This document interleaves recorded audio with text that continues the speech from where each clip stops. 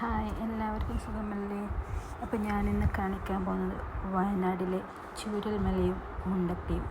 ഒരിക്കലും നമ്മൾക്ക് മറക്കാൻ പറ്റാത്ത ഒരു അപകടം നടന്ന, ഒരുപാട് പേരുടെ ജീവൻ പൊലിഞ്ഞു പോയ നമ്മുടെ ചൂരൽമലയും മുണ്ടക്കയും.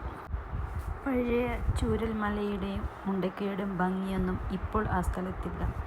ഇപ്പോൾ നമുക്ക് കാണുമ്പോൾ ഒരുപാട് പേരുടെ ജീവൻ പൊലിഞ്ഞു പോയ ആ സങ്കടം മാത്രമേ നമ്മുടെ ഉള്ളിലേക്ക് കയറി വരൂ. എന്തായാലും നമ്മളിവിടെ പോയി ഈ സ്ഥലം ഒന്ന് കാണേണ്ടത് തന്നെ. കാരണം എല്ലാവരും പറയുന്നുണ്ട് ഇതിപ്പോൾ അവിടെ ഒരു ടൂറിസ്റ്റ് പ്ലേസ് പോലെ ആയിട്ടുണ്ട്. പക്ഷേ അങ്ങനെയല്ല. നമ്മളവിടെ പോയി ആ കാഴ്ചകളൊക്കെ കാണുമ്പോൾ നമ്മുടെ ഉള്ളിലും ഒരു വിങ്ങിപ്പൊട്ടൽ വരുന്നുണ്ട്. ഈ മണ്ണിൽ അഹങ്കരിക്കുന്ന, ഞാൻ തന്നെയാണെന്ന ഭാവം നടിച്ച് ജീവിക്കുന്ന എല്ലാവർക്കും അവിടെ പോയാൽ അറിയാൻ പറ്റും ഇത്രയുള്ളൂ ജീവിതമെന്ന്. ഒരു നിമിഷം മതി നമ്മുടെയൊക്കെ ജീവൻ പൊലിഞ്ഞു പോകാനെന്നുള്ള ഒരു ഓർമ്മപ്പെടുത്തൽ അവിടെ നിന്ന് നമ്മുടെ ഉള്ളിലേക്ക് വരും. കണ്ണീർ വീഴാണ്ട് നമുക്ക് അവിടെ നിന്ന് അതൊന്നും കാണാൻ പറ്റില്ല.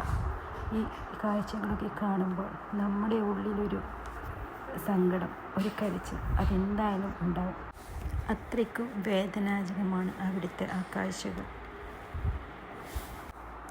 ഈ ചൂരൽമലയിൽ ഇവിടുത്തെ ആൾക്കാർ ഒരിക്കൽ പോലും ഇങ്ങനൊരു അപകടം ഉണ്ടാകുമെന്ന് വിചാരിച്ച് കാണില്ല. കാരണം ഈ ഉരുൾപൊട്ടൽ ഉണ്ടായിരിക്കുന്നത് കിലോമീറ്ററുകൾക്കും അപ്പുറമാണ്. അവിടെ നിന്നാണ് അതിൻ്റെ ശക്തിയോടുകൂടി ഉരുൾപൊട്ടി ഇങ്ങോട്ടേക്ക് വന്നിട്ടുള്ളത്.